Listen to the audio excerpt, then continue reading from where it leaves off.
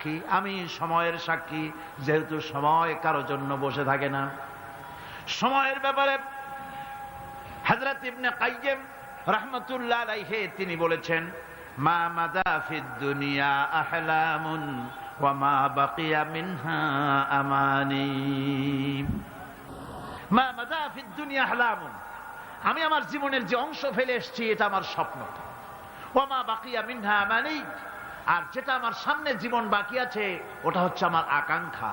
ওয়াল ওয়াক্তু বাইনাহুমা দায়ুন, আর এর মাঝখান থেকে সময় চলে যাচ্ছে। সময় আমার জন্য বসে নেই, সময় চলে যাচ্ছে। এই পৃথিবীতে আসার পর আমাদের হায়াত তো বাড়ছে না, বরং হায়াত প্রতি মুহূর্তে কি হচ্ছে? লোকেরা বলে হায়াত বাড়ে, হায়াত তো বাড়ে না। হায়াত কি হয়?